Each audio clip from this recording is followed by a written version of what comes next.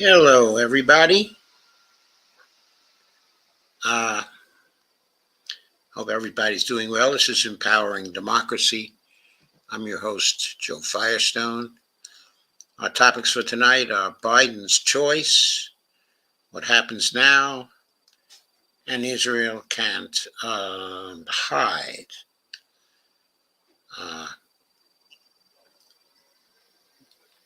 Looks like we have two folks here, but they have yet to announce themselves.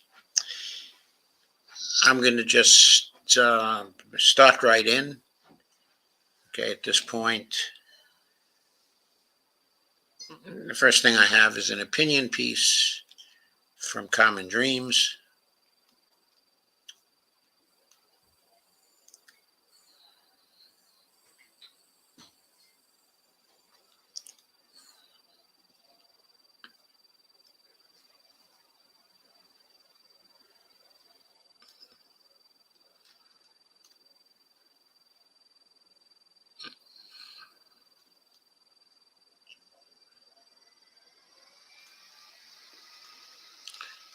This is the wrong one for right now.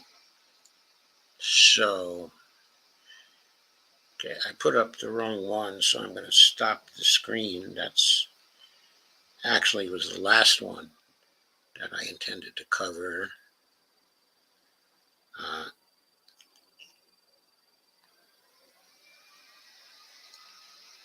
Yeah, this is the one now. Should be up on your screen.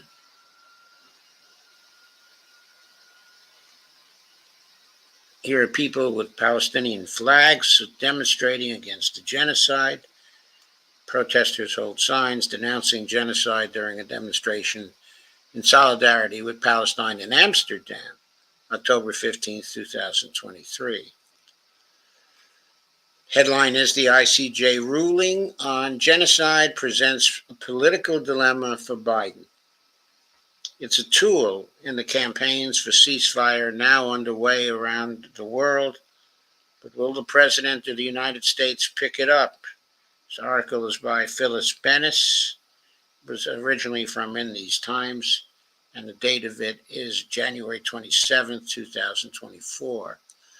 Friday morning's much anticipated decision by the International Court of Justice, quote, marks the greatest moment in the history of the court, says Richard Falk, a noted international law professor, former United Nations Special Rapporteur on human rights in the occupied Palestinian territory. I should note here, Richard Falk is, for those knowledgeable about international relations, scholarship, he has been a leading scholar in this field since the 1960s.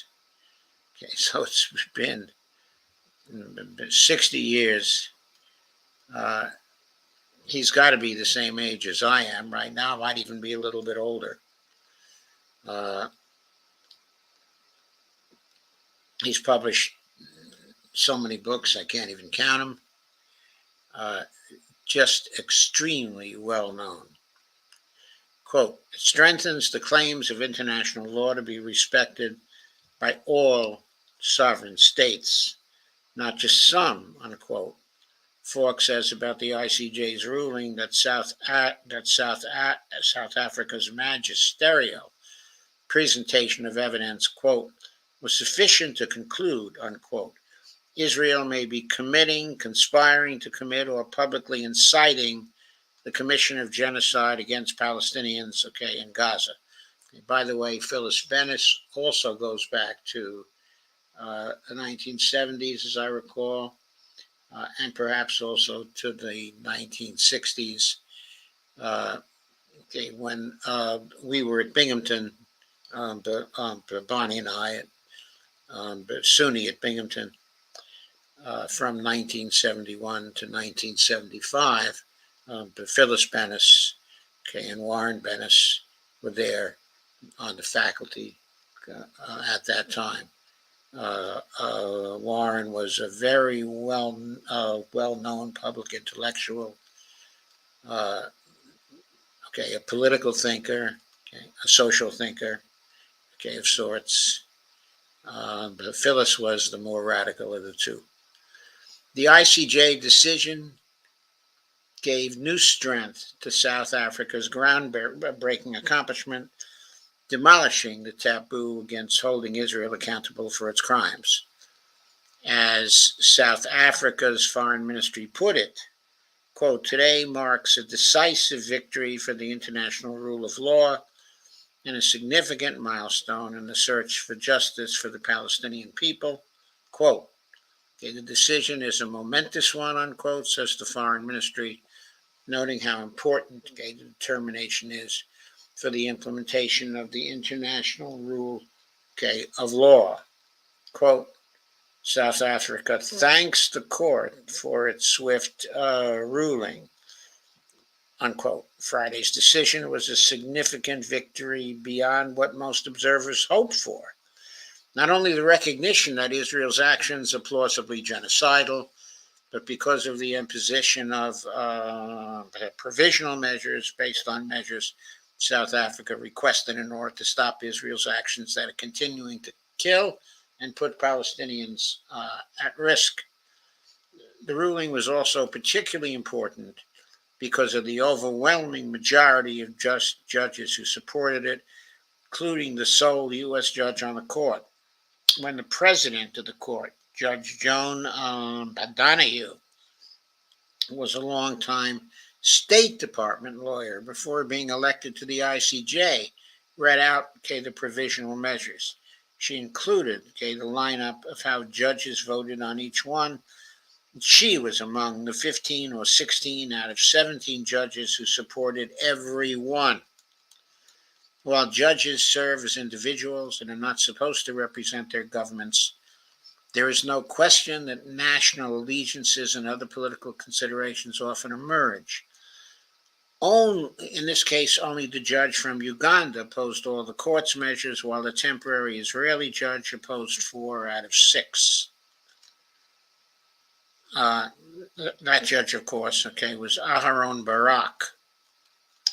It should not have been a surprise that this preliminary finding recognized that Israel's war against the entire population of Gaza may well constitute genocide. The definition under the Convention on the Prevention and Punishment of the Crime of Genocide says that 2 things are required to fulfill that definition: a specific intent to destroy all or part of a racial, ethnic, religious, or other group, in this case, the Palestinian population of Gaza, and the commission or attempt to commit any one of 5 acts to realize that intent. South Africa presented evidence that Israel is already committing and conspiring to commit an inciting commitment of at least 4 of those acts: killing, seriously injuring members of the group, creating conditions that make survival of the group impossible, and preventing births within the group. The ICJ decision was not a full determination of the facts and the law as usual. Those issues in international legal venues take years. This kind of initial finding requires a very low bar, only that it is plausible, quote unquote, that Israel's military actions the siege, and more could plausibly be found to constitute genocide. Took the court only 2 weeks to come to this ruling, though still too long given the numbers of people the Israeli military is killing on a daily basis. But it still represents a hugely important step that will play a major role in strengthening the growing, broadening movement for Palestinian rights that is now playing such an unprecedented role in U.S. and global politics. Then the ICJ went further, imposing 6 provisional measures to try to ensure that the rights of Palestinians might be protected from those actions. The measures imposed by the court say Israel shall take all necessary measures to prevent the commission of any of the 5 acts named in the Genocide Convention, that it ensure that its military forces do not commit any of those acts, that it punish any public incitement to those acts, that it take all measures to provide humanitarian assistance, to prevent the destruction of evidence relevant to the charges of genocide, and to report to the court within 1 month on what Tel Aviv is doing to abide by the ruling.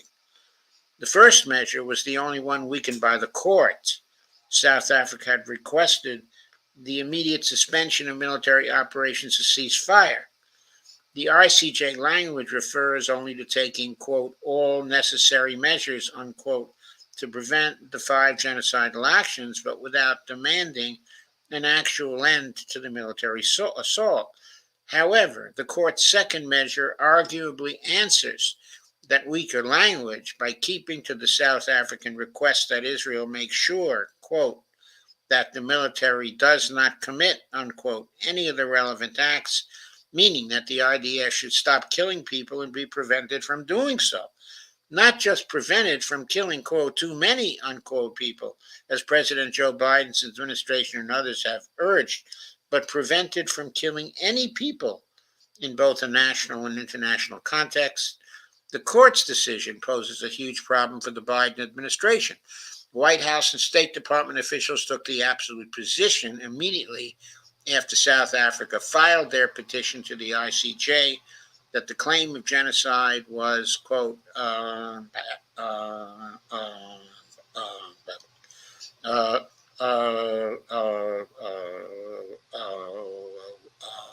was meritless, unquote. Or with a close to unanimous court ruling that Israel's assault on Gaza is plausibly genocidal, and with the singular U.S. judge standing with the majority, that dismissive attitude and related claims that, quote, the UN is biased against Israel, unquote, will not get much traction. Just moments after Judge Donahue finished reading the court's ruling, Falk indicated that, quote, this outcome poses the greatest political dilemma for the Biden presidency, unquote. Quote, I only hope that Biden will, on this occasion, unquote, Falk said, quote, stand up for justice, unquote. It is important to remember that while ICJ decisions are binding in international law, there is no appeal, and they are not self-enforcing. The court has no army, not even a police force to send around the world to make sure its orders are being implemented. What it does have, as part of the UN system, is an extraordinary level of credibility. All countries are bound by its decisions. What he means there is they're legally bound under international law by the decisions of this court. In the Genocide Convention itself, unlike most parts of international law, places specific obligations on every party to the treaty, not only to countries who could be charged with violating its terms. So Friday's ICJ decision applies to all 153 governments that are party to the Genocide Convention, meaning they have specific obligations to prevent genocide from occurring, to stop it when it does occur, to not be complicit in genocidal actions, and to punish any incitement to genocide that might occur in their own countries. That means that if this decision goes to the UN Security Council for implementation arrangements, and if, as would be likely, the United States vetoes those efforts, and it then goes to the General Assembly, lots of possibilities arise. This decision fundamentally, even if preliminary, provides a vital new tool for mobilization and campaigns to force governments to escalate their pressure to stop Israel's genocide. It's a tool in the campaigns for ceasefire now underway around the world. In the United States, it will likely be a persuasive tool for congresspeople, city councils, by universities, and other institutions, as well as the Biden administration to support a ceasefire, because now it's only a question of moral obligation to stop the slaughter of tens of thousands of innocents. It's also about abiding by the requirements of international law. And for some people, that may make all the difference. With this tool in hand, the U.S. shift toward supporting and demanding a ceasefire may be possible much sooner. Let's hope, it is. But I think the major points of this article are very, very good. It does bring us a new tool to campaign with. It does provide a legal basis for military action on the part of member states of the United Nations. Because of the violation, of the second article,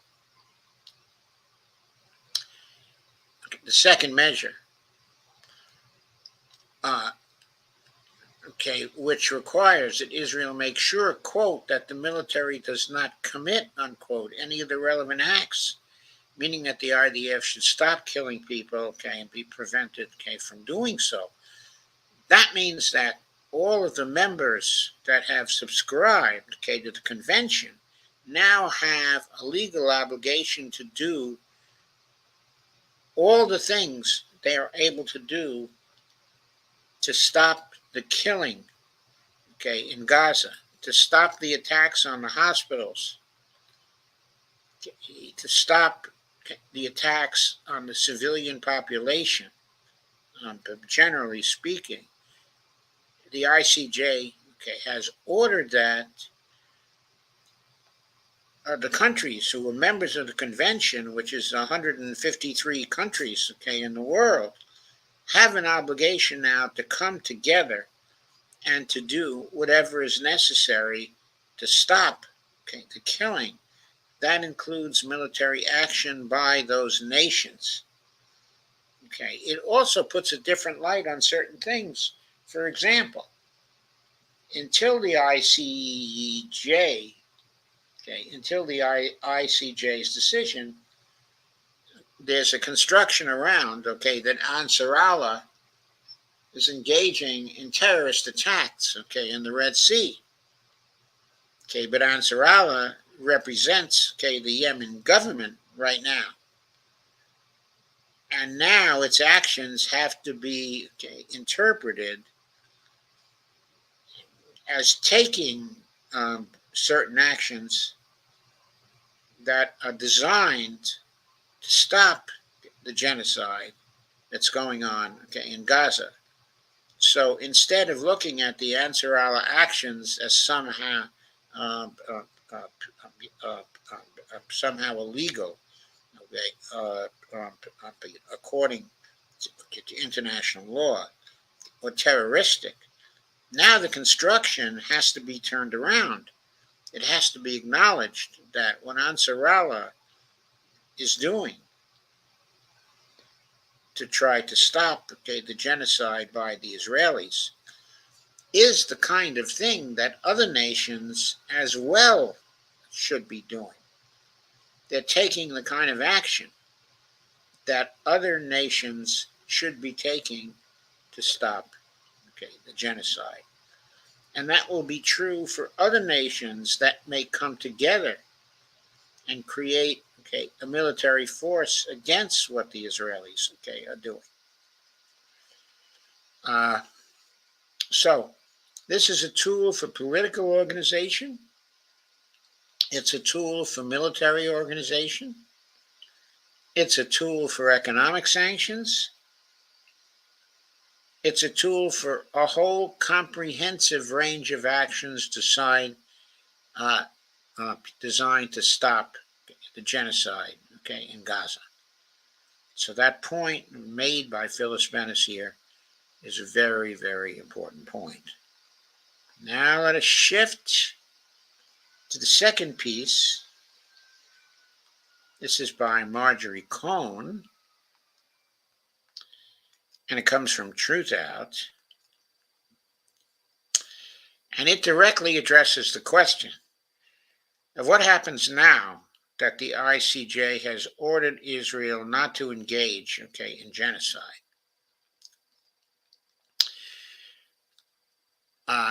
This was published on January 29th by Marjorie Cohn in Truthout, and the tagline is the ICJ ruling was a victory for Palestinians and for international law. Here are possible avenues for enforcement.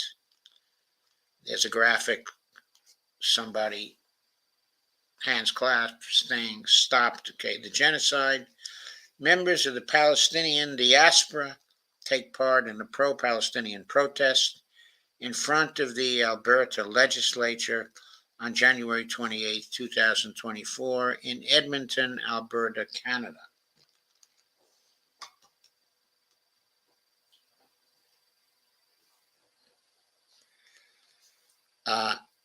This is part of the series Human Rights and Global Wrongs. What comes next? Now that the International Court of Justice, the ICJ, also known as the World Court, has handed down its near unanimous ruling that South Africa presented a plausible case, quote unquote, that Israel was violating the Genocide Convention. The January 26th provisional ruling, which was a landmark victory for the Palestinian people and indeed for international law itself, now goes to the United Nations Security Council for enforcement. It would be within the Security Council's purview to order economic or trade sanctions, arms embargoes, travel bans, or even military force. But in the likely event that the United States vetoes enforcement measures from the Security Council, the UN General Assembly can still act independently in materially significant ways. Hang on a second. I want to make sure everything is all right with this broadcast. Seems to be. Hey, Steve. Glad to see you here. And hi, Andy. And guess, hey, Joe, listening on. Always great stuff. Saw the Escobar piece from yesterday. Poetry in motion, so to speak. It was that, Andy. Kay Ryan says, hi, all. Steve says, hi, Doc, Andy, and Kay.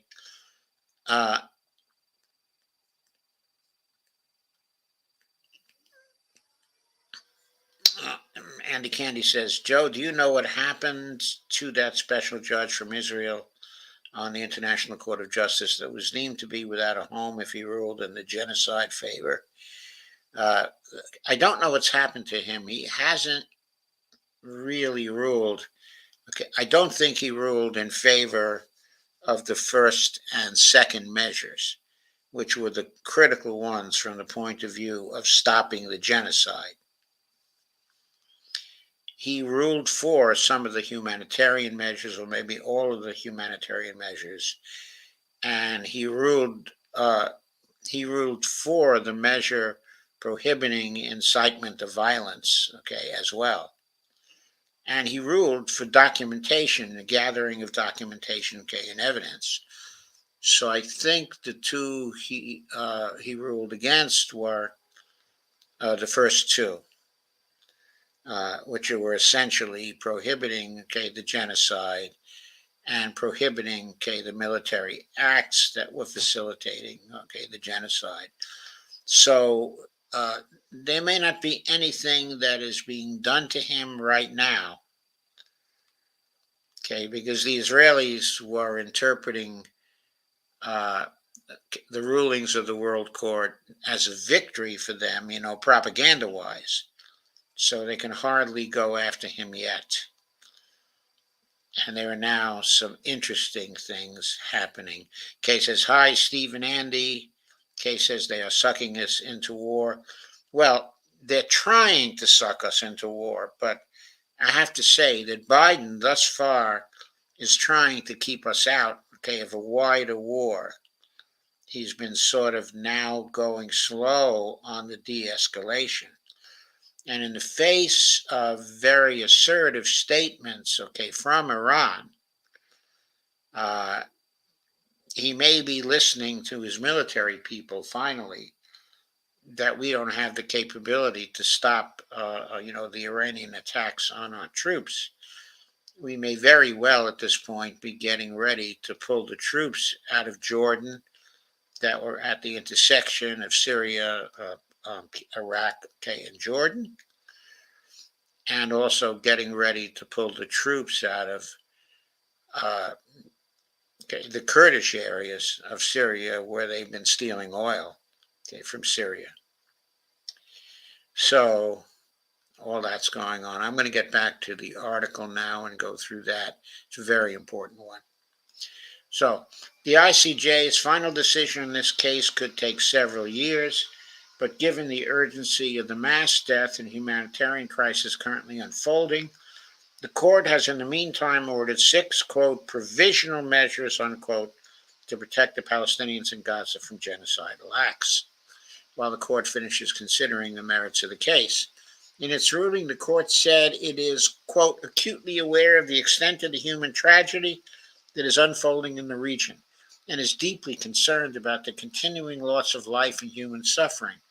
It described the civilian population of Gaza as, quote, extremely vulnerable, unquote, noting, quote, tens of thousands of deaths and injuries and the destruction of homes, schools, also medical facilities, and other vital infrastructure, as well as displacement on a massive scale, unquote. The court added that the, quote, operation is ongoing, and that Israeli Prime Minister Benjamin Netanyahu had stated it, quote, will take many more long months, unquote.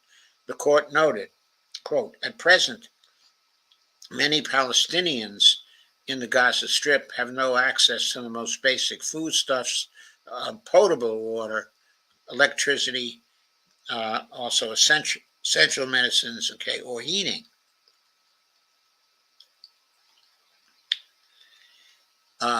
Provisional measures. The ICJ has ordered Israel to immediately implement. The ICJ ordered Israel not to commit genocidal acts. Excuse me for a moment. I have to take some pills here.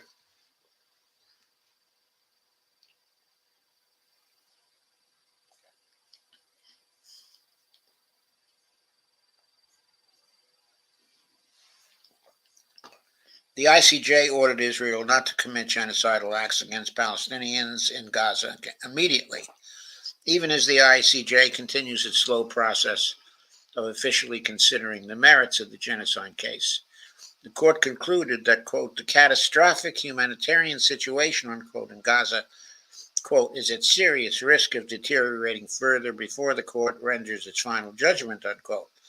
Moreover, the court said that the right of the Palestinians to be protected against genocidal acts, and South Africa's right as a party to the Genocide Convention to ensure Israel's compliance with the convention, could be safeguarded by provisional measures.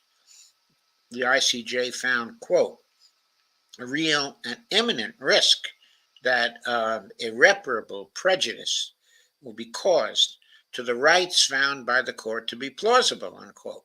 The court wrote, quote again, it is therefore necessary, pending its final decision, for the court to indicate certain measures in order to protect the rights claimed by South Africa that the court found to be plausible, unquote. They are, 1, Israel shall take all measures within its power to prevent the commission of all genocidal acts, particularly A, killing members of the group, B, causing serious bodily or mental harm to members of the group, C, deliberately inflicting on the group conditions of life calculated to bring about its physical destruction in whole or in part, D, imposing measures intended to prevent births within the group, and 2, Israel shall ensure with immediate effect that its military does not commit any acts described in point 1 above. I have to point out, since the decision Okay, on Friday, the Israelis have been violating these first two orders. They continue to violate them. They're in breach today. They're in breach right now. 3. Israel shall take all measures in its power to prevent and punish the direct and public incitement, to commit genocide. Over the weekend, there was a conference by people. It was in actually Jerusalem, but it was a huge conference attended by all kinds of people who were talking about resettling Gaza following the Palestinians getting driven out by the Israeli military. That conference was a direct and public incitement, to genocide. They were talking about selling real estate on the beaches of Gaza to settlers. That's what that conference was about. The conference starred Ben Gvir and Bezalel Smotrich, and also Daniela Weiss, particularly, well, I don't know quite how to characterize her. Let's just say she's a biblical nut. 4. Israel shall take immediate and effective measures to enable the provision of urgently needed basic services and humanitarian assistance to address the adverse conditions of life faced by Palestinians in Gaza. That's number 4.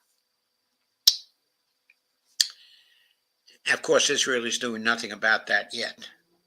5. Israel should take effective measures to prevent the destruction and ensure the preservation of evidence. Israel is doing nothing visible about that yet. 6. Israel shall submit a report to the court on all measures taken to give effect to this order within 1 month, from the date of this order. So the report is not due for a month. Going on, the court affirmed that, quote, all parties to the conflict in the Gaza Strip are bound by international humanitarian law, unquote. It is said it is, quote, gravely concerned about the fate of the hostages abducted during the attack in Israel on 7th October 2023 and held since then by Hamas and other armed groups, and calls for, quote, their immediate and unconditional release, unquote. Votes on the provisional measures were 15-2 or 16-1. Ugandan judge Julia Sebutinde dissented from all of them. Israeli ad hoc judge Aharon Barak dissented from all, except the measures requiring Israel to prevent and punish incitement, to genocide, and to allow humanitarian aid, into Gaza. So I was wrong. He voted against them all, except the measures to punish incitement and to allow the aid, to come into Gaza. Now that the ICJ has ordered, provisional measures, how will its order be enforced? Actions the UN General Assembly can take if U.S. vetoes enforcement by the Security Council. If U.S. vetoes enforcement actions via the Security Council, the General Assembly can convene under Uniting for Peace, a resolution passed by the General Assembly to bypass the Soviet Union's veto during the Korean War. The General Assembly can recommend that its member states impose arms and trade embargoes on Israel. And by the way, if there was a resolution to that effect, then there would be an obligation imposed on the United States to cut off arms, to Israel, because the United States is a signatory to the convention too. Okay. Can recommend its member states impose arms and trade embargoes on Israel and organize a military force to intervene in Gaza. Okay. The General Assembly could also suspend Israel from its ranks. These decisions would require a vote of 2/3 of the 193 member states of the General Assembly. I believe that 2/3 of the 193 member states, okay, of the General Assembly would be willing to do that. I mean, 2/3 is what? Something like 130 members, okay, of the General Assembly. Off the top of my head, 129, 130 members, okay, of the General Assembly. I think there are those members who oppose the actions of Israel. And by the way, that more will have been added by the International Court of Justice decision. For example, the way France has been acting in recent hours, the indications are strong that they would be among the 2/3 of the 193 member states. Quote, a strong resolution there could call for specific legal, economic, political, diplomatic, consular, organizational, and other measures, and individual states and regional orgs should act as well as a matter of legal duty under the convention, under the charter, unquote, according to Craig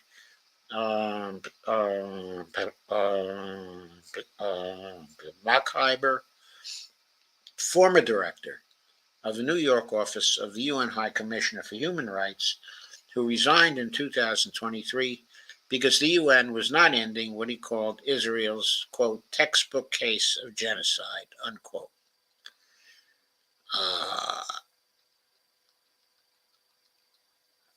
Quote, again, third states are now on notice of the existence of a serious risk of genocide against the Palestinian people in Gaza, the South African Department of International Relations said in a statement, and quote again, they must therefore also act independently and immediately to prevent genocide by Israel, to ensure that they are not themselves in violation of the Genocide Convention, including by aiding or assisting in the commission, okay, of genocide. So complicity in genocide is very, very important here. This necessarily imposes an obligation on all states, pay attention, Joe Biden, to cease funding and facilitating Israel's military actions, which are plausibly genocidal. How does the ICJ's provisional decision relate to calls for ceasefire?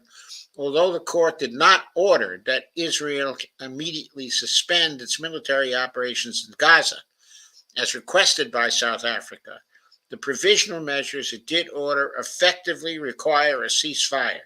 The ICJ's orders forbid the genocidal killing of Palestinians and mandate that Israel allow humanitarian aid into Gaza, which cannot be accomplished without a ceasefire.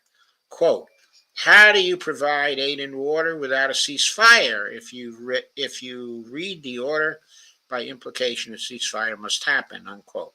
South African Foreign Affairs Minister Naledi Pandor said in a statement to the press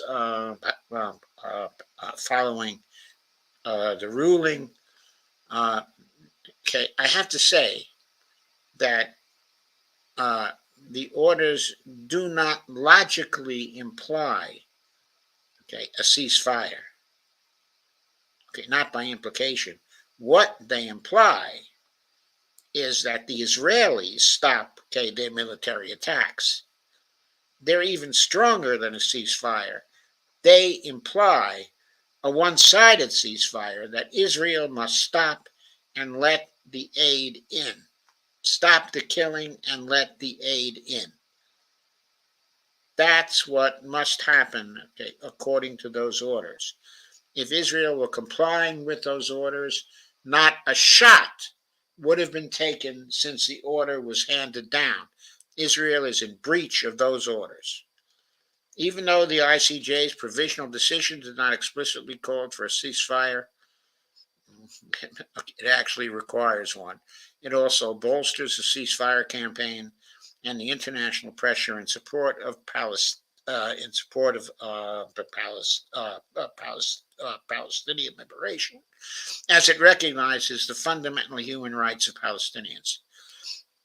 South Africa's Ministry of Foreign Affairs described the decision as, quote, a decisive victory for the international rule of law and a significant milestone in the search for justice for the Palestinian people, unquote. I have to completely agree with that. It is. It's the court laying down a challenge, okay, to the great powers to recognize the international rule of law and implement, okay, the ICJ decision in the face of two or three, really, extremely powerful states, specifically the United States, the United Kingdom, okay, and Israel. And, okay, it's the first time, okay, that a UN order, okay, or, a UN resolution has challenged three of the most powerful states, okay, in the world to stop doing something they were doing. Lawyers for Palestinian human rights called the ICJ's decision, quote, a much needed light in the darkness, unquote, adding, quote, it is a historic day for clearly recognizing the fundamental human rights of Palestinians, including their fundamental right to life, and an important vindication of the vital resort to law to uphold fundamental rights, unquote.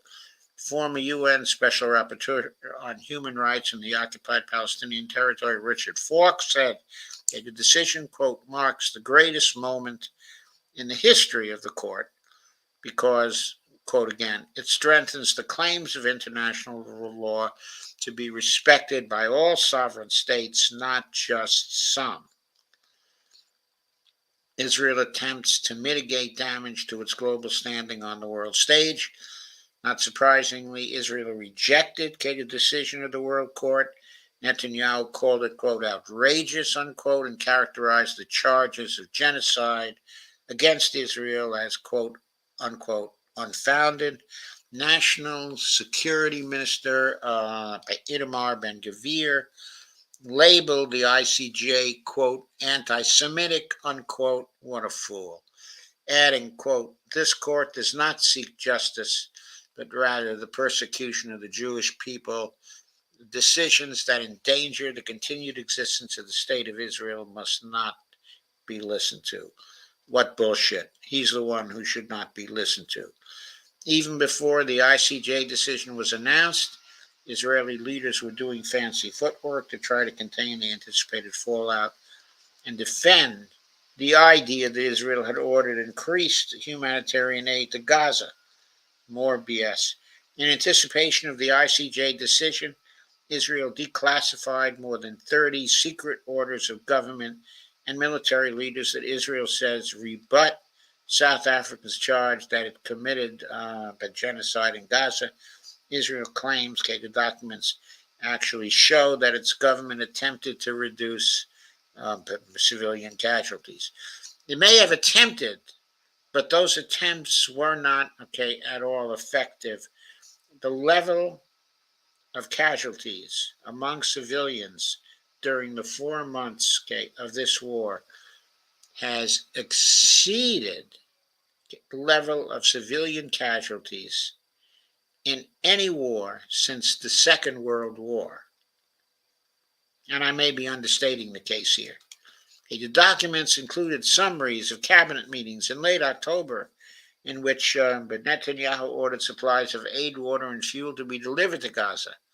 He told the government, to determine whether, quote, external actors, unquote, could establish hospitals to treat Palestinians in Gaza and possibly moor a hospital ship off the coast. But he did that while the Israeli army was attacking and making all the hospitals in Gaza inoperative. In other words, he was talking out of both sides of his mouth and acting out of both sides of his body. Minutes of a November 14th cabinet meeting say Netanyahu continually stressed the need to significantly increase humanitarian aid to Gaza. Where was the Israeli humanitarian aid to Gaza? I mean, the country most capable of providing that aid was Israel itself.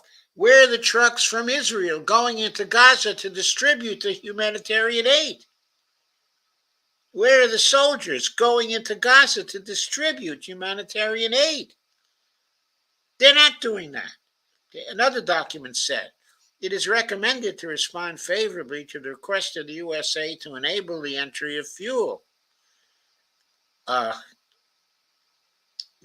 minutes of a November 18th cabinet meeting say Netanyahu emphasized, quote, the absolute necessity of continuing to allow basic humanitarian assistance, into Gaza. These are CYA documents, clearly CYA documents.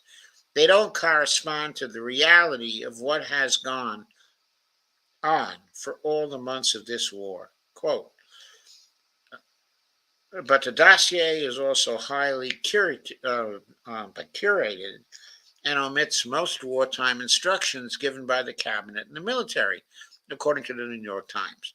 Quote, the available documents do not include orders from the first 10 days of the war when Israel blocked aid to Gaza, shut off access to the electricity and water it normally provides to the territory, unquote.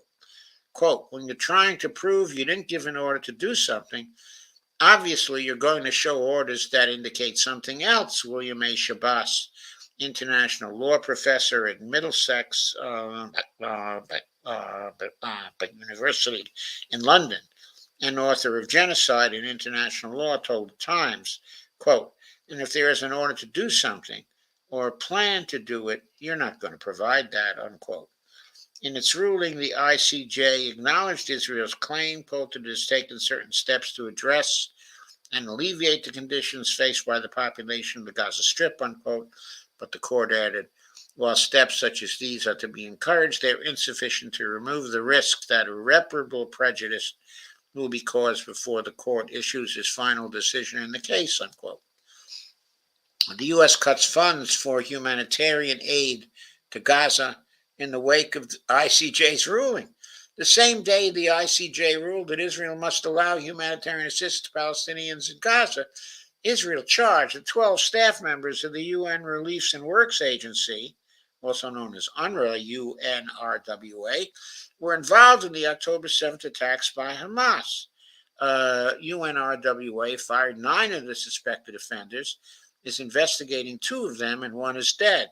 Nevertheless, the U.S. and several of its allies, which provide 60% of UNRWA's funding, immediately suspended funds to the 13,000 employee agency on which nearly all Palestinians in Gaza depend for survival, including food and shelter. UN Secretary General Antonio Guterres said in a statement that, quote, the abhorrent alleged acts of these staff members must have consequences, but the tens of thousands of men and women who work for UNRWA, many in some of the most dangerous situations for humanitarian workers, should not be penalized. The dire needs of the desperate populations they serve must be met, unquote, by defunding humanitarian aid to the Palestinians under siege in Gaza. The U.S. is accelerating Israel's genocide, but says Marjorie Cohn. And they are, by defunding the humanitarian aid. The U.S. is complicit in the genocide that is going on. It is helping the genocide. As far as I know, that aid has not been restored. South Africa made a powerful and compelling case to the ICJ that Israel is committing genocide against the Palestinian people in Gaza. The application South Africa filed with the court places Israel's genocidal acts and omissions in the broader context of Israel's 75-year apartheid policy, 56-year occupation, and 16-year blockade of Gaza. This siege was described by Juliet Tuma, Director of Communications for UNRWA, as a, quote, silent killer of people, unquote. South Africa told the ICJ that it, quote, unequivocally condemned the targeting of civilians by Hamas and other Palestinian armed groups in the taking of hostages on 7th of October, unquote. But it added, quote, no armed attack on a state's territory, no matter how serious, even an attack involving atrocity crimes, can provide any justification for or defense to, unquote, genocide. Israel, quote again, has crossed this line, unquote, South Africa said. Israel responded by placing responsibility on Hamas for the situation in Gaza. Israel argued that international humanitarian law is the relevant framework, that Hamas committed war crimes. In Israel's view, this is not a genocide case. If anyone was the victim of genocide, Israel claims it was on October 7th when Palestinian resistance forces allegedly killed 1,200 people. However, Hamas is not part of this case because it is not a state party to the Genocide Convention. It also should be emphasized, and this is not part of the articles of my commentary, we know, as of now, we've learned since that time, that of the 1,200 people who were killed, at least half were killed by Israeli forces alone, not by Hamas. That Israel killed its own people, in part because of something called the Hannibal Doctrine, that evidently it still adheres to, even though it claimed in 2014 that it was getting rid of the Hannibal Doctrine. But they still have been acting according to the Hannibal Doctrine. Going on. U.S. leaders' decision to cut humanitarian aid to Gaza and amplify Israel's charges against the UNRWA on the very day that ICJ released its ruling implicitly underscores the message that the U.S. backs Israeli narratives that push for a constant and single-minded return to the attack from Hamas on October 7th, rather than an ongoing accounting of the genocidal campaign Israel has been waging in response ever since. Next section. The Biden administration is violating its arms transfer policy and the Genocide Convention. The Biden administration is already undergoing scrutiny both internationally and domestically. Just hours after the ICJ announced its landmark ruling, a historic federal court hearing in a lawsuit brought by Palestinians against President Joe Biden, Secretary of State Antony Blinken, and Defense Secretary Lloyd Austin for failure to prevent a genocide and complicity, in genocide, was publicly broadcast. Yeah, that was the Center for Constitutional Rights action that we went through last night on this stream. But no matter how the U.S. federal court case goes, the U.S. will undoubtedly continue to face international condemnation for its violation of the Genocide Convention, as well as violation of its own arms transfer policy in the wake of the ICJ's provisional decision. The ICJ's ruling also brings into focus how the U.S. government, which provides an annual $3.8 billion to Israel and has requested congressional approval for $14 billion more, is in violation of the Biden administration's own U.S. conventional arms transfer policy, which states, quote, no arms transfer will be authorized where the United States assesses that it is more likely than not that the arms to be transferred will be used by the recipient to facilitate the recipient's commission of, or to aggravate risks that the recipient will commit genocide, crimes against humanity, grave breaches of the Geneva Conventions of 1949, including attacks intentionally directed against civilian objects or civilians protected as such, or other serious violations of international humanitarian or human rights law, including serious acts of gender-based violence or serious acts of violence against children. President Biden's policy also says that the assessment of whether the recipient, Israel, is committing human rights violations, quote, shall include consideration of the available information and relevant circumstances, including the proposed recipient's current and past actions, unquote.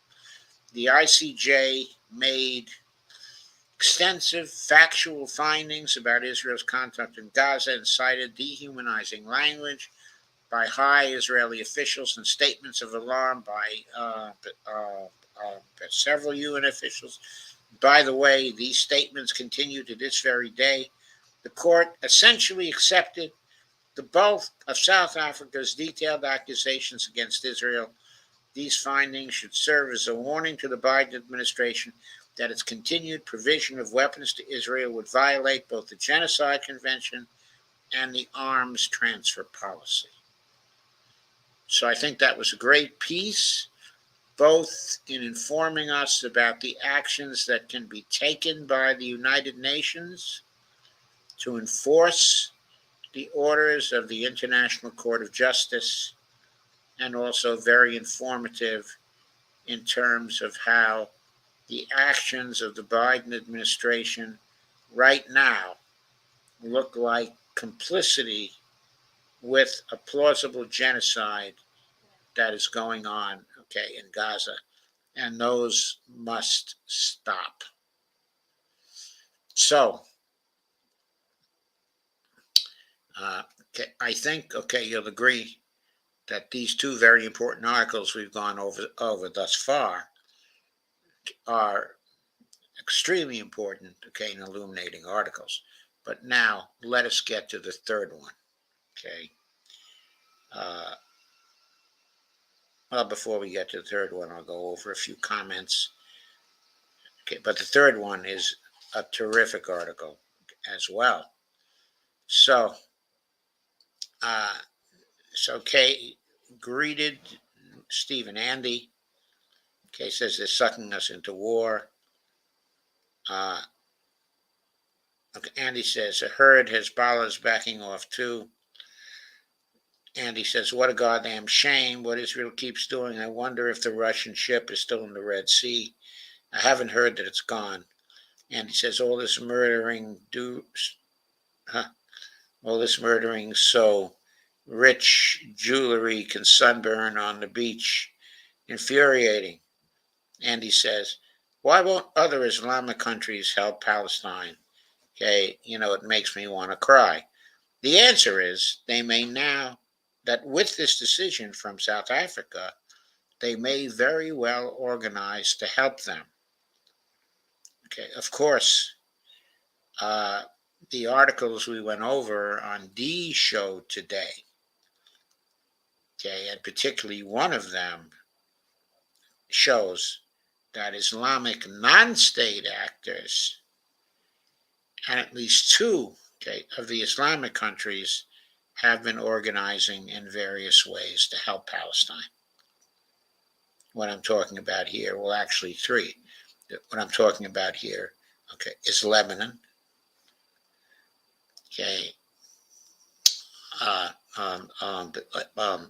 Iran, and Ansar Allah, which is the group currently ruling the state, of Yemen. So some of them are starting to combine, and they are providing an example for others as to what actually could be done, in the area. But the axis of resistance is getting more and more powerful as time goes on. So Kay says, yes, Andy, and Steve says share. Thank you, Steve. So here's the third article. In a way, it puts a capper on the other two. It's a great piece by Jeff Sachs. And the headline, I picked it up from Common Dreams also, says, Israel cannot hide from the International Court of Justice. Israel urgently requires leaders who embrace international law over military force, humility over arrogance, as peacemaking over brutality. This was done on January 29, 2024 by Jeff Sachs. It is easy to be cynical about the international rule of law. No sooner had the International Court of Justice, ICJ, found that Israel is plausibly committing genocide against the Palestinian, and the U.S. State Department declared, quote, "We continue to believe the allegations of genocide are unfounded, and note the court did not make a finding about genocide or call for a ceasefire in its ruling," unquote. Israeli leaders declared the case to be outrageous, quote unquote, and anti-Semitic, quote unquote. Yet the risk for Israel of the ICJ ruling and its follow-up in the next year or two are profound. If Israel spurns the Genocide Convention, it imperils its place within the community of nations. It does. Well, of course, it's been doing that for a long time. But this time is different. There's never been an ICJ ruling before like this one. This time is different. This time they have gone too far. That's my editorializing. Jeff Sachs goes on. True, the ICJ provisional ruling by itself will not end Israel's war in Gaza, or perhaps the mass killing of the Palestinian people, already at 26,000 and rising, with 70% of which are women and children. The ruling by itself will not end America's complicity in Israel's slaughter of Palestinians. Israel could not fight the war in Gaza one more day without the U.S. providing ammunition and other military support. Yet the ruling has started the clock on Israel's future.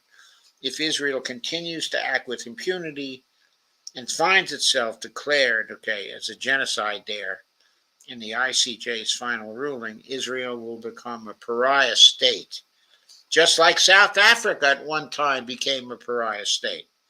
I had that. Young Americans in particular will pull the plug on U.S. backing for Israel. Israel will stand utterly alone, condemned by the world. Most of the 193 governments in the United Nations already disdain Israel's behavior. Mostly a country that has occupied the neighboring territories of Palestine for 57 years since the 1967 war, that has scorned and failed to act on dozens of votes by the UN Security Council and the General Assembly, and illegally and blatantly settled more than 700,000 Israelis in the occupied territories.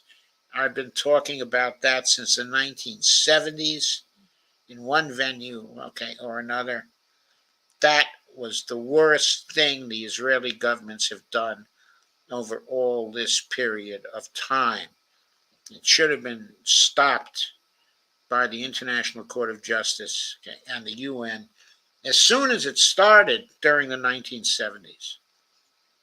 Most UN member states hear clearly the expressions of visceral hatred by many Israeli leaders toward the people of Palestine. For example, the statement by Israeli President Herzog blaming all the people of Gaza as cited by the ICJ.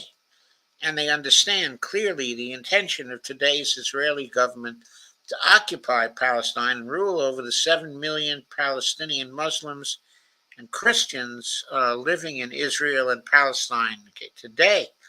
South Africa brought the ICJ case against Israel in part because it knows murderous apartheid rule when it sees it, and it sees apartheid rule in Israel's ongoing domination over the Palestinian people.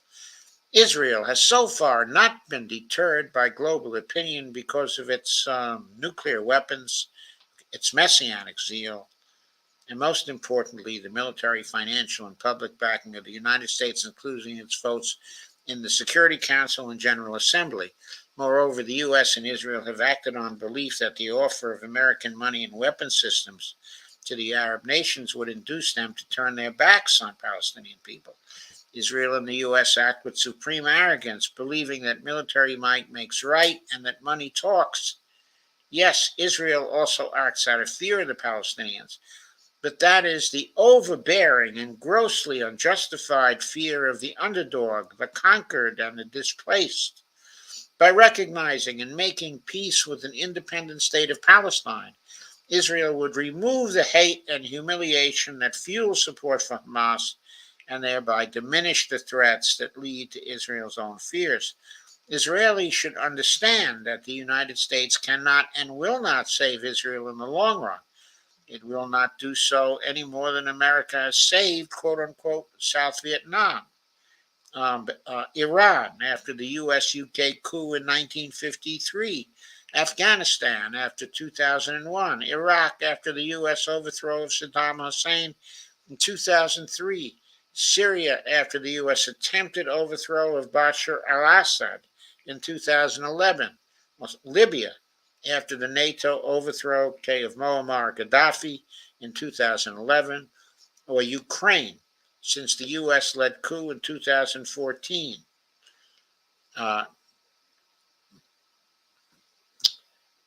um, uh, uh, American military force is useless or worse in sustaining regimes that lack broad international support and legitimacy. America tires of each misguided military adventure and moves on, and will eventually do so vis-a-vis Israel if Israel becomes a pariah and outlaw state. Nor will U.S. money and weapon systems carry the day with the Arab neighbors. Okay, the U.S. is at the end of its financial largesse. Okay, the U.S. public debt is already 122.9% of GDP and rising rapidly. There is no consensus in Washington, D.C. on how to stabilize the U.S. budget. But one point is clear. Large support for foreign countries will not be part of the bargain. The cutoff of U.S. financing for Ukraine, despite the intense lobbying by the politically powerful MIC, or military industrial complex, is a vivid case in point. Even access to advanced U.S. weapon systems will not persuade Arab nations to abandon the cause of a Palestinian state. In any event, Russian, Iranian, North Korean, Chinese, and other advanced weapon systems will be on highly competitive offer in future years and with better financing terms. At the moment, the Israeli public ardently backs Israel's brutality and slaughter in Gaza. The public is gripped by a combination of overwhelming fear, religious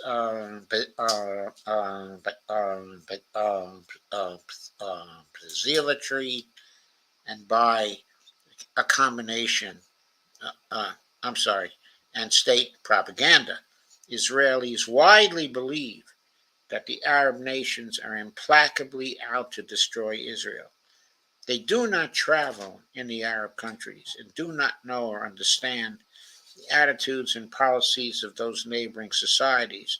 They do not attend to the statements.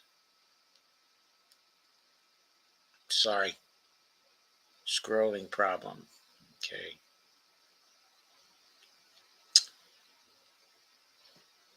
They do not attend to the statements of Arab and Islamic leaders calling for peace based on a two-state solution, because Israeli mainstream media, like U.S. mainstream media, is in the grips of relentless state propaganda, brain-deadening patriotism, and relentless warmongering.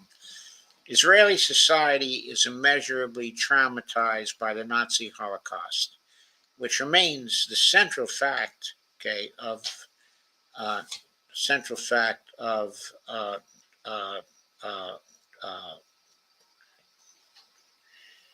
modern age. and memory of every Jewish family of European roots in any part of the world. And eventual finding by the world's highest court that Israel itself has now become a perpetrator of genocide will therefore shake Israeli society to the roots and will rupture Israeli social contract with world Jewry. At that very painful and very dire stage, Israeli public opinion may begin to reconsider its current assumptions.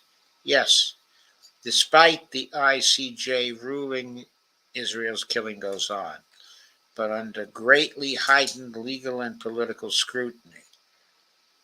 Every Israeli murder in cold blood, every bombing of a hospital, every destruction of a Palestinian school or university, every Israeli denial of food and water for Gazans will be meticulously recorded by South Africa's superb legal team, by highly respected institutes around the world, including the Center for Constitutional Rights and Law for Palestine.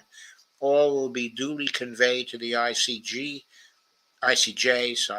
Palestine will survive the current horrific ordeal, deeply wounded but with strong worldwide backing. Israel's future, by contrast, hangs in the balance, as it could soon find itself banished by the community of nations as a stark violator of international law. Israel urgently requires leaders who embrace international law over military force, humility over arrogance, and peacemaking over brutality.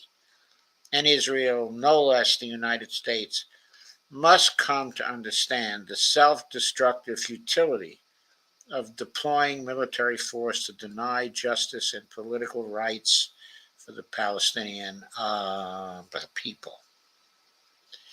So that is, of course, a call to action and a call for justice, very comprehensive, extremely well stated. Before I end, I have to confirm one fact.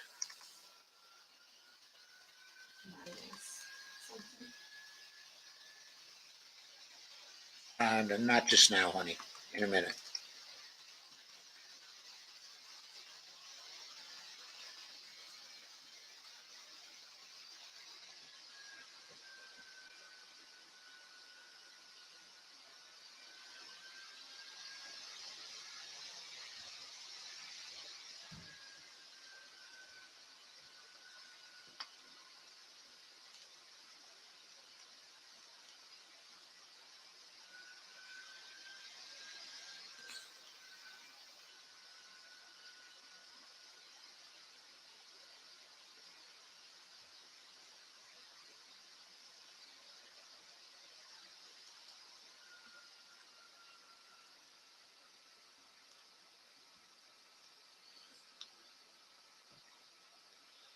Sorry, I'm just trying to confirm one thing before I go on.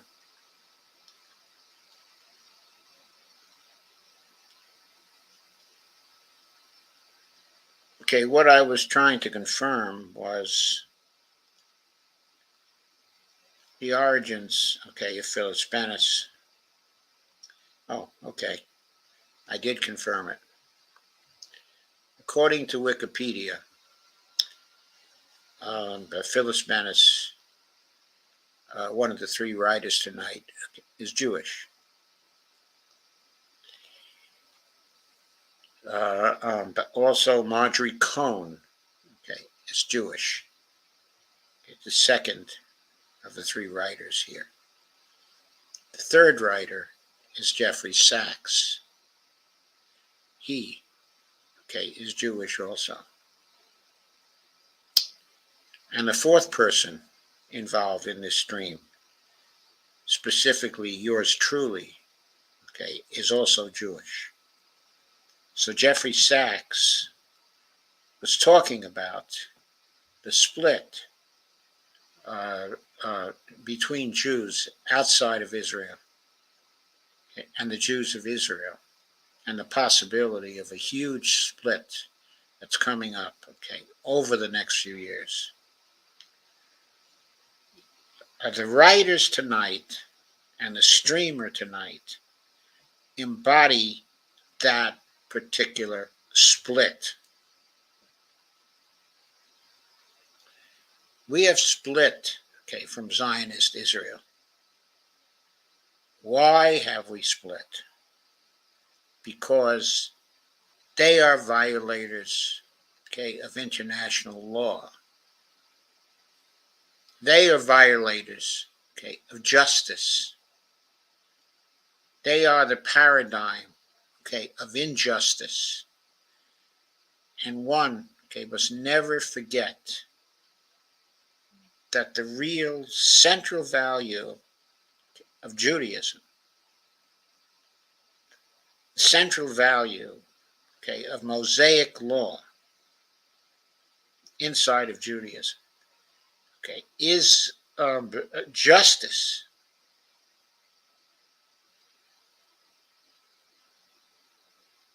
There's a reason why the image of Moses is on the building of the Supreme Court, okay, of the United States.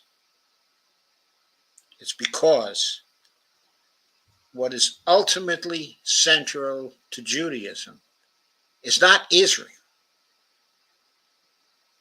Okay, it is justice, and it is the value of justice as the primary value, okay, of Judaism. Jews cannot stand injustice, okay, forever. And that is why world Jewry is in the process of separating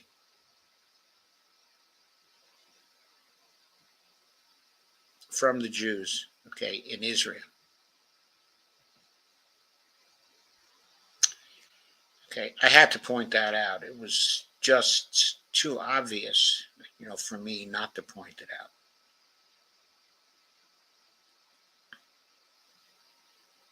I had to look up whether Phyllis Menace was of Jewish origin, okay, or not. Okay, that's why I was silent, okay, for a couple of minutes. But I confirmed, okay, through Wikipedia that she was, okay, of Jewish origin. So, more comments. We were joined, okay, by Lisa Theobald. Thank you, Lisa. If these countries come to the aid of Palestine, then another country would strike them. Would that too be a violation of the ICJ ruling? It would sure seem like it. It would be being complicit, okay, in genocide. Thank you, Doc, okay, for the truth. Okay, there was something else I thought that it might be worthwhile to go through. And this is particularly appropriate since Lisa is here. Okay, before the stream started and before I had a chance to fully go through it, okay, she sent me a video. And that video, I think, is very important for events that are now going on in Israel. So I'm gonna pick up. Oh no, it's not a question of that. It's a public video, Bonnie. Okay, that is not a problem. Well, let me get the video in here. It's not. Oh, I know it's wrong. Okay. So let me get the video now. Okay, let me get it up. Okay. So I'm going to share that for you. I'm going to present it, share it, and then we're going to go through it, and we're going to comment on it. Okay.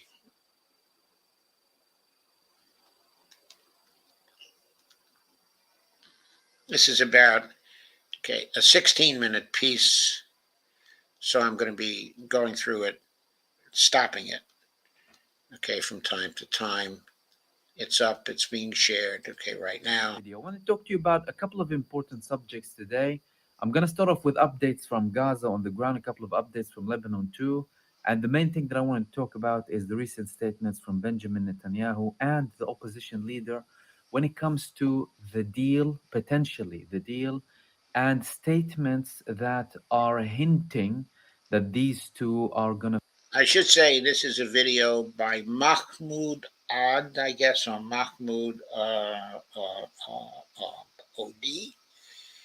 I doubt that that's his actual surname, but okay, in any case, it's a pretty popular channel, 29.5K subscribers. Uh, as you'll see, he's very, very good. But here we go on it again. Form some sort of a coalition sometime soon at the expense of the far right allies of Benjamin Netanyahu. Start off with Gaza. We've had intense battles today in Gaza City. Al Qassam brigades, they released videos of them targeting at least three tanks with Yasin 105 RPGs. Now, these have been the most effective RPGs that Hamas have used in this war. They manufacture them, they have a double warhead to penetrate and explode again. And most of the videos that they've shown us during this war was with Yasin 105 targeting Israeli tanks and Israeli vehicles. And these people aim. They aim so well from a very far distance and they hit their targets and they cause a lot of damage. Like with one of the videos that we've seen today, one of the tanks was burning and no one was coming to rescue them. Hannibal. So, two comments here. First, many Israeli tanks, okay, have been destroyed by Hamas in this war. So many have been destroyed, okay, by Hamas that Israel has had to stop selling, okay, the Merkava tanks, okay, to other nations because they've needed to keep the tanks for themselves, okay, in reserve. Okay, so the Al Qasim type, okay, of RPG has been a very effective weapon of war. As far as we know, Hamas still retains that particular capability, as is substantiated, okay, by this video. Okay, the second point is that the Israelis are following, okay, the Hannibal doctrine and are not trying to save their own troops when they get into trouble, because in the context of the fight in Gaza itself, it is too dangerous, okay, for the Israeli troops. Okay, if they run to the rescue, if they follow, okay, the dictum, okay, of the Marines here in the U.S., uh, which is basically no fighter left behind, uh, they risk, very high risk, okay, a further ambush from Hamas. Directive for the hundredth time, probably, by Israel. They neglect many of their soldiers and tanks if they cannot rescue them and only reach them after a very long time. So they attacked at least three tanks, Israeli tanks. Most likely, everyone inside them was completely roasted. One very important development is a major was killed from an elite unit called Shaldag in Israel, and another soldier from that unit was killed too. Israel also withdrew a brigade from Gaza today. Brigade 5, they withdrew it from Gaza. Okay, just to mention for those who don't know, okay, a brigade is 5,000 troops. So Israel withdrew 5,000 troops, okay, from Gaza. Now, of course, they have many more troops, okay, in Gaza, but still, it represents something significant because most probably those 5,000 troops, okay, were withdrawn to guard against possible activity from Hezbollah, okay, in the north. So we're seeing more withdrawals, but the battles are still intense in multiple parts. We've heard that they're flooding the tunnels again. This might be linked to the fact that they're about to reach a deal. Okay, they want to highlight as many accomplishments as possible, and Israeli media is full of these semi accomplishments about the level of destruction. They're flooding the tunnels. They're calling some hospitals that they attack like Al Amal Shifa 2 because of the significance of what they supposedly considered Al Shifa to be, although they found nothing underneath it. Apparently, it was the Hamas base, but we found exactly what was there underneath that hospital. They had to fabricate evidence that, and they were caught. Okay, by the way, he's not the only one who thinks they fabricated uh, the evidence underneath uh, uh, uh, uh, the Al Shifa Hospital. From the start of the attempt, to fabricate such evidence, there was commentary, on the web uh, from people very educated, in military affairs, who immediately saw through, the deception, of the IDF, and logically argued that it was not, a center, but for the leadership, of Hamas, as the Israelis, had claimed.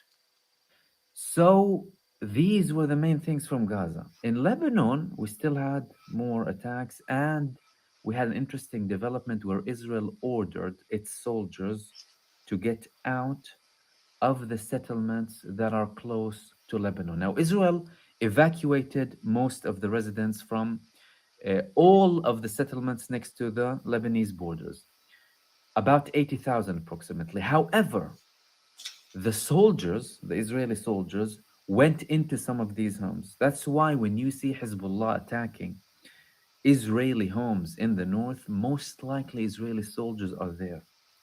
Now they asked them to withdraw in fear of action being taken from Ridwan unit, the elite unit for Hezbollah.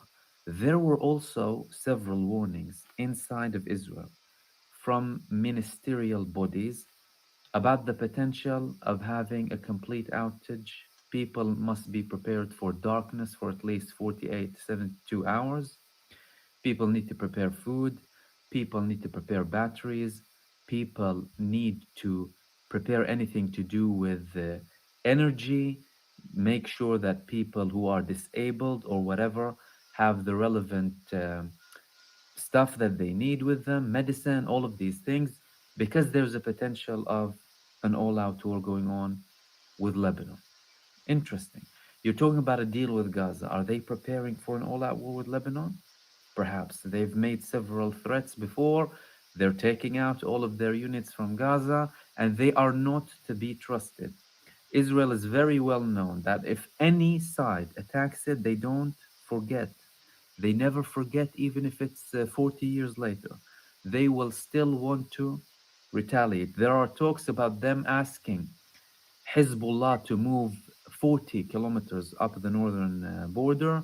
And in other reports, we've heard that they're asking them to move 7 kilometers away to potentially avoid an all out war. So there's a very, very high risk of it escalating and getting out of control completely.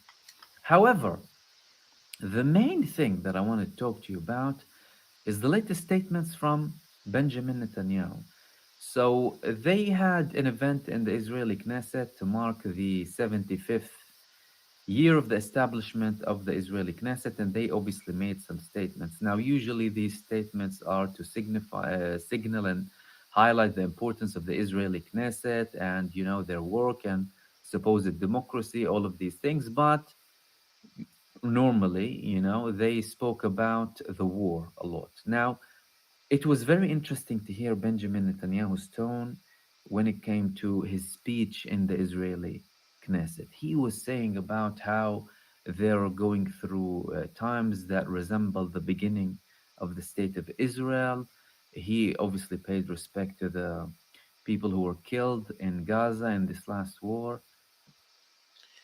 Yeah, I think that. when Netanyahu says that, he has in mind the idea that when the State of Israel was first established, there was an international coalition that was opposed, okay, to the establishment of the State of Israel. Israel had, of course, supporters at the time, including, the United States, but five of the Arab nations attacked it. In other words, it was birthed, okay, in war. Uh, so it was facing invasions, okay, from a number, okay, of sides. And I think that Netanyahu is recollecting that. And the man was speaking about victory. So during his sentence, he said that when the forces went into Gaza and they attacked the parliament for Hamas, the place that they use obviously for political purposes in Gaza, and how much of an image it was in terms of victory for Israel. It was a massive image of victory for Israel. Okay.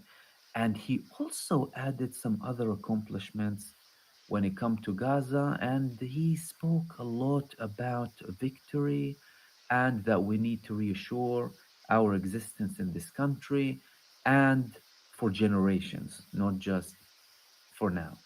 He didn't speak about eliminating Hamas. He spoke about eliminating the threat. All of a sudden, this guy's not talking about eliminating Hamas. He was constantly banging on about this so many times previously, but now he's stopping. He is no longer mentioning the need to demolish the Hamas, but to eliminate the threat and making sure that this threat never comes to Israel again, that Gaza is no longer capable of doing what they did on the 7th of October. Another very interesting thing we heard is a statement from the opposition leader, Yair Lapid, in that same ceremony. He said that the image of victory in Gaza wouldn't be by killing Yahya Sinwar. They were talking a lot about assassinating the Hamas heads or expelling them from Gaza. He said the image of victory won't be with killing Yahya Sinwar and how much pain Israelis are in at the moment. Everywhere you go, you see pain. But the image of victory is us being good with each other. Wow. All of a sudden, they're talking about us being good with each other. But Now, I wonder if what he meant there was the Israelis internally coming together, okay, to unite, or whether he was referring to, okay, a larger unity, whether he was beginning to include the Palestinians in that. I doubt, okay, it was the latter. But for the Israelis to be good with each other, okay, uh, they're going to have to act, okay, in different ways. Uh, and they're going to have to uh, do something about the role that the religious extremists have taken, okay, inside the government, because this has been very divisive for Israeli society, okay, in general, and it's been the cause of the major protests, okay, in Israel all this time. what's the secret behind this? Well, obviously, we were speaking about the potential of Yair Lapid in the past few videos joining the Israeli government instead of the far right because Netanyahu wants to make a deal with Hamas that will go against everything he said previously. Typical Benjamin Netanyahu, go against everything he said, and obviously his far right extreme allies are fuming in the government, and Ben Gvir, at least the national security minister, he said he won't be in a government if they reach such a deal. Now he has Lapid again, the person who said he will never form a government with Netanyahu, etc. We're hearing reports in multiple Israeli media sources online that Yariv Levin, who is the justice minister and the person who led the judicial reform, this person is a very, very controversial figure in Israel and has been for the past 1.5 years because he was leading the judicial reform despite all of the protests in Israel. The latest report is saying that Yair Lapid, the opposition leader, will be offered the position of a justice minister. He will go in a government with Benjamin Netanyahu, provided all of the security it needs for a specific period of time so that they can get a deal, keep the government stable, and get rid of the far right in Israel. Benjamin Netanyahu, if he does this, he would have done it yet again.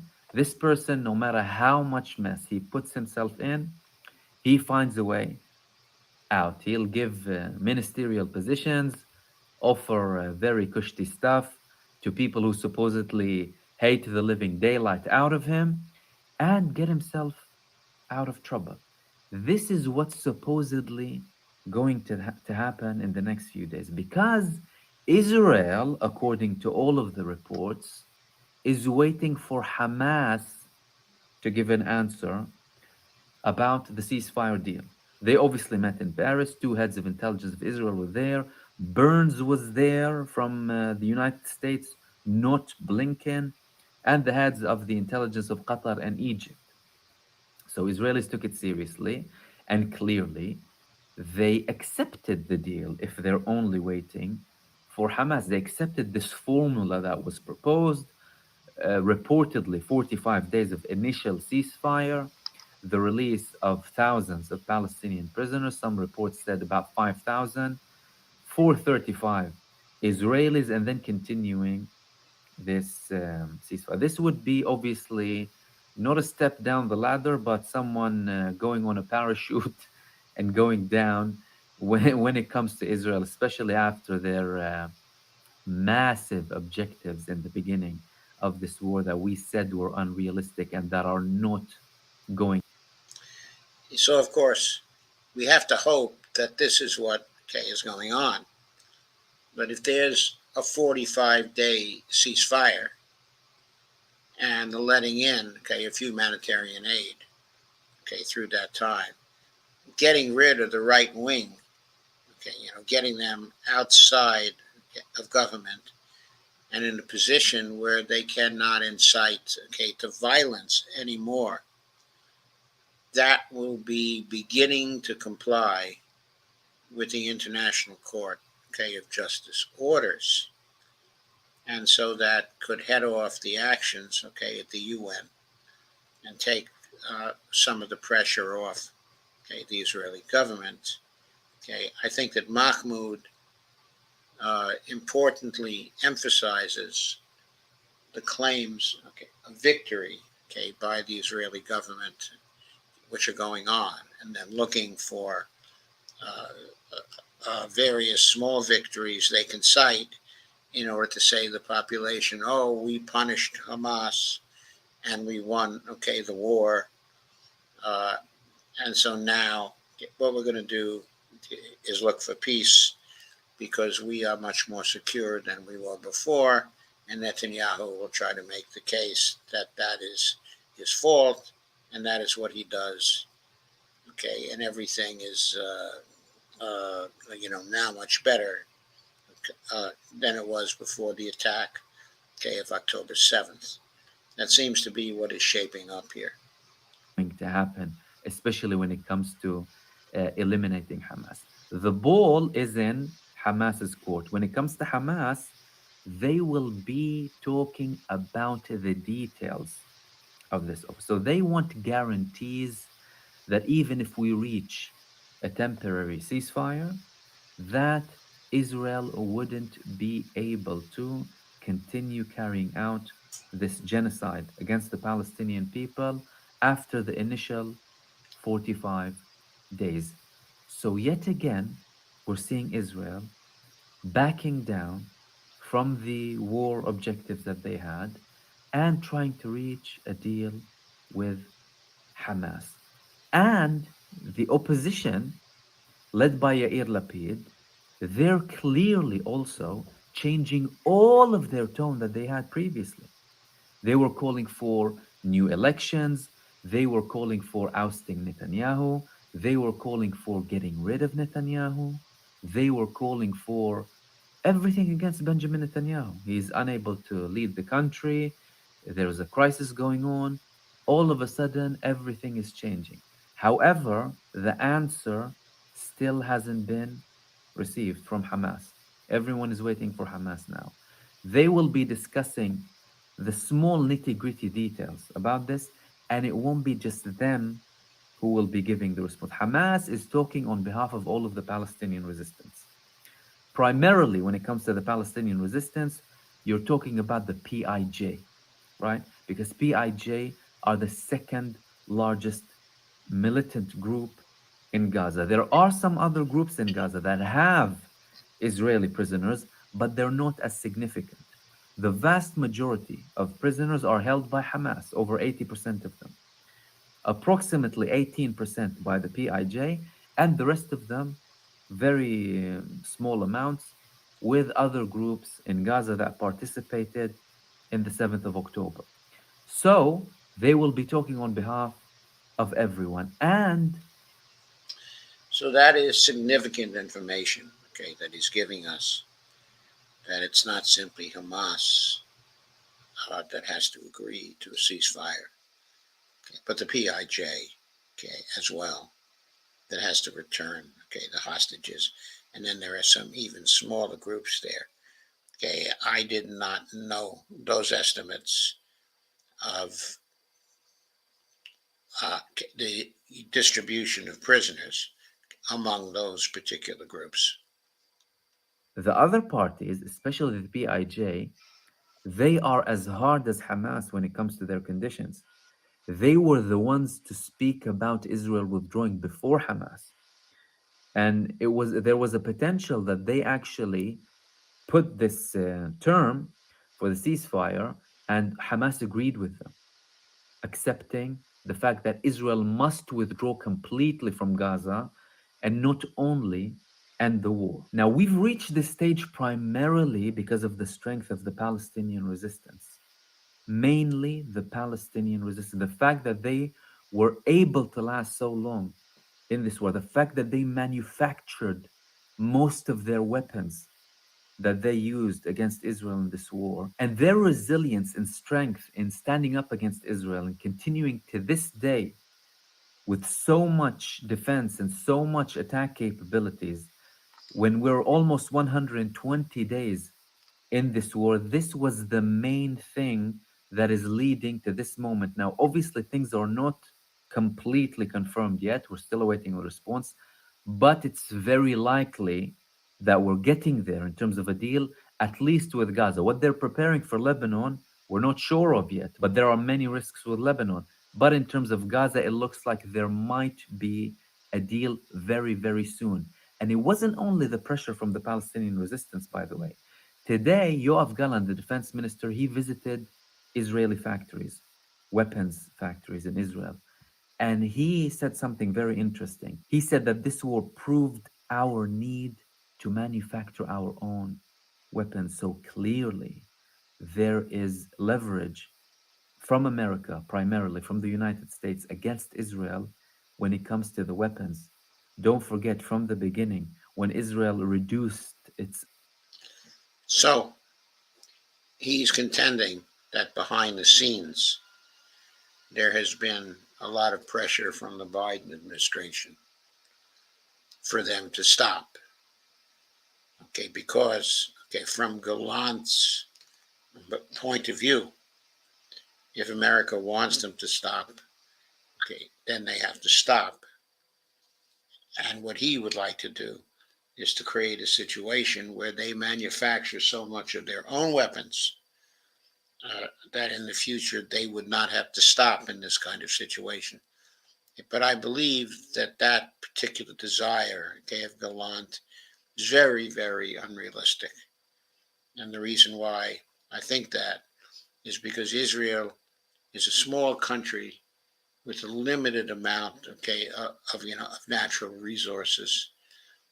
They have to secure the components for developing their weapon systems from all over the world.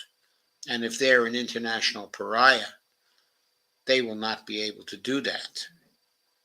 Okay, and in the future, even if they have some ability to continue doing that, uh, okay, they're still going to have to be in a position where they can only buy a reasonable amount, okay, of weapons, which might be sufficient, okay, to defend themselves, but certainly will not be sufficient to conquer the large areas of the Middle East, which the Israeli right is interested in conquering, okay, and possessing. So going for amount of bombardment and barbarism when it comes to the airstrikes, it was from the United States. When they requested more tank shells, they did get them, but the supply is not indefinite, it's not endless. So they know that the US is using this as leverage against them. And this statement just proves it because they will be focusing more. And in his statement as well, he said we need to focus more on arming ourselves in every single way and with every type of weapon that we need, whether when it comes to shells, but in other things as well. So these were the main things that I wanted to talk to you about today. And I will hopefully see you soon in the next video. Take care. Okay, I thought that video was excellent, especially for the insight, okay, it provides to the possibility of a ceasefire coming up, okay, and to the possibility of a more lasting peace, okay, that's coming up. So, there were some other comments of yours, okay, I want to go through here. Andy says at 10:16, great commentary, Joe. Andy says, like here in the U.S., uh, okay, progressive against neo-fascist, also neoliberal swine. Okay, Andy. Okay, once the IDF goes into stupid autocorrect, uh, okay, then she comments, good with each other, quote unquote, is the same as you're either with us or you're against us. Judeo-fascist uh, um, um, um, ultimatum. Yes, I think it most likely is that kind, okay, of thing, but okay, at the same time, it serves as a backup for Netanyahu's needing to make the deal that he's making now. He needs to get the families of the hostages off his back because that's been a big source of domestic opposition to what he's doing. So this deal does that for him. He needs to get the ICJ off his back. He needs to get, the UN off his back. He calculates that a 45-day ceasefire is going to do that. The question is, will he follow any of this with the ultimate solution to the problem, which is the two-state solution? He has vowed that there will never be, okay, a Palestinian state.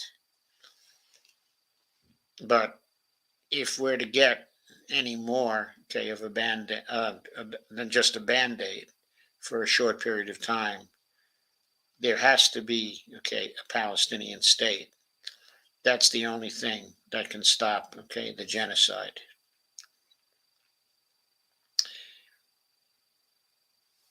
Uh, Andy says, okay, maybe I'm wrong. I just don't trust, okay, the Zionists. No, I think you're right, Andy, that I think good with each other referred to building greater unity inside of Israel, because what Netanyahu thinks, okay, is that uh, the unity is not there to fight, okay, a long war. And he perceives now that it would have to be, okay, a long war. He also sees, okay, the unity is not there to sustain a period of isolation for Israel from the rest of the international system. He cannot uh, even try that if he doesn't have a greater unity, okay, among the population. One thing that's been going on here, okay, that is under the radar, but we are aware that it is happening, and that is that people have been leaving Israel. They've been migrating Israel to go to places that are safer. Israel, during this war, has been losing population. It, of course, does not like that at all. So that's what we've been saying. And he says the PIJ must have taken notes from the Viet Cong. Yeah, the PIJ is Palestinian Islamic Jihad. That's what PIJ means, second group. Okay, I think it's about time to say goodnight. So thank you all for coming. I'm sure we'll be discussing more of Israel and Palestine and the ICJ on Dee's show tomorrow night. Okay, if she has one. But on my show tomorrow night, what we'll be talking about, unless there's some really, really big news that causes me to change my plans, what we're going to do tomorrow night is a Dump the Corruption show.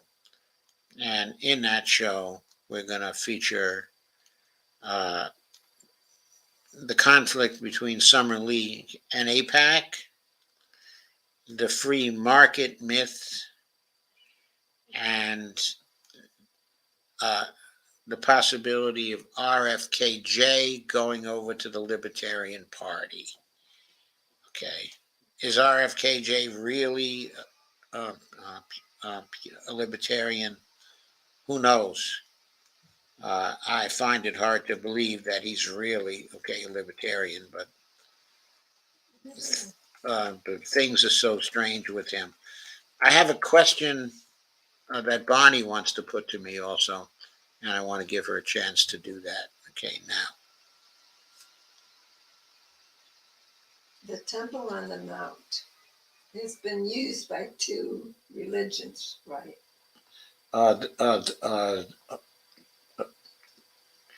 Okay, the Temple Mount, Uh-huh.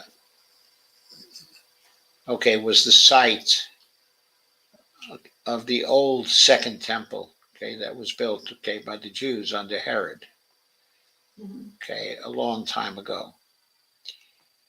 Okay, the temple was destroyed by the Romans in the wars, I believe, in 60 A.D. Okay, the war that involved, okay, the Masada resistance. It was a very, very brutal war. Okay, but after that, uh, since but Jerusalem was supposed to be the place where Muhammad ascended to heaven, on the site, uh, which was the site of the Jewish temple, uh, the Muslims built uh, the Dome of the Rock, Mhm. okay, which is their mosque, the third holiest site, okay, in Islam. Yeah. Is that the answer to the question? Yeah. Okay, so that's the answer to the question. Okay. Are they still sharing it? Oh no, they are not sharing it. The mosque is the third holiest place in Islam. Okay. It's reserved For them. right. Okay, for Muslims, it has to be reserved. Okay, for Muslims, Yeah. uh, it's a place. Okay, there's a compound around it. The Al-Aqsa compound. The mosque is called the Al-Aqsa Mosque, and the administration, okay, of the Al-Aqsa Mosque, according to international law, fell into the hands of Jordan. Okay, so Jordan is supposed to be administering. It's supposed to have the political say so in that area, but Israel, okay, and the IDF have basically usurped Jordanian authority in that area, okay, of the city, okay, of Jerusalem, and uh, the Israeli soldiers, the IDF, have been allowing the settlers to come in and to desecrate the mosque, okay, the Al-Aqsa Mosque, okay, in various ways. And of course, uh, okay, what the extreme right wing of the Israelis are proposing to do now is to do ritual animal sacrifices in the area that is now the mosque. Mm. Okay, this is going to inflame the whole of Islam. Oh boy. Okay, but hopefully this war will put an end to dreams, okay, like that. Okay, because if the Israeli government starts withdrawing from the genocide, okay, it's committing now, and goes into negotiations for a two-state solution, uh, then what people will be asking for is that the solution will be according to the borders pre-1967 war. And those borders gave the old city of Jerusalem to the Arabs. So that would become the capital of a Palestinian state, and the Al-Aqsa Mosque would then be protected by the new Palestinian states. And there wouldn't be any possibility of that happening anymore. The new city, okay, of Jerusalem, this division there, the old city, okay, and the new city. The old city goes back, of course, to ancient times. Okay, the new city is a new area, okay, of Jerusalem within the city borders. Okay, that was is a westernized area that was built primarily by Jews in uh, the pre-1948 war, and that has been added to since that time, okay, by Jews. Okay. Okay, so Thank you. there also been in the old city, there have been Jewish settlers invading the old city, okay, over a period of time. A lot of the 700,000, okay, are overlooking the old city, very close to it, okay, in various ways. And that's been a great source of grievance, okay, for the Palestinians. And of course, the invasions, okay, of the Al-Aqsa Mosque, which are periodic at the time of Passover, okay, every year.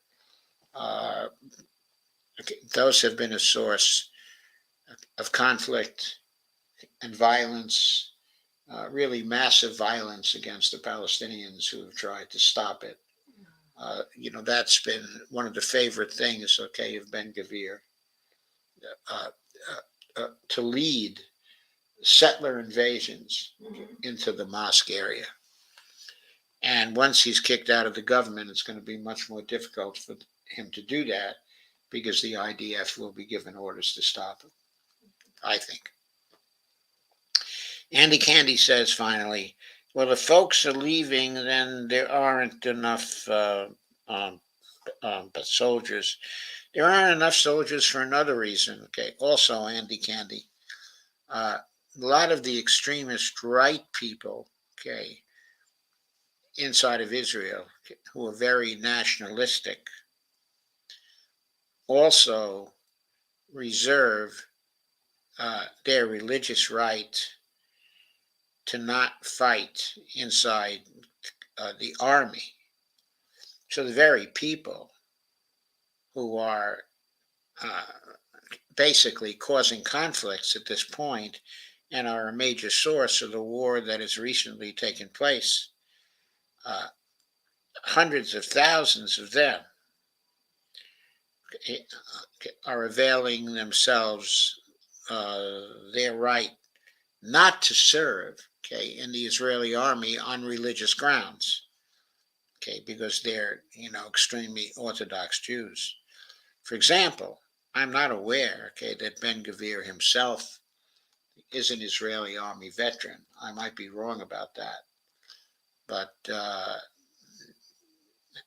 I don't think that he's been an Israeli army veteran. So you have the paradoxical situation where a very good part, of the Israeli Defense Forces isn't composed of these extremely religious Jews who are looking to do all kinds of extreme changes, in Israel. So Dee says, too much noise here tonight, to join the show. Well, I hope you've been watching, Dee. I think it was a very interesting show in many ways. So thank you for coming. And thank you, everybody, for being here. And I think it's time for me to say goodnight. It will end the stream.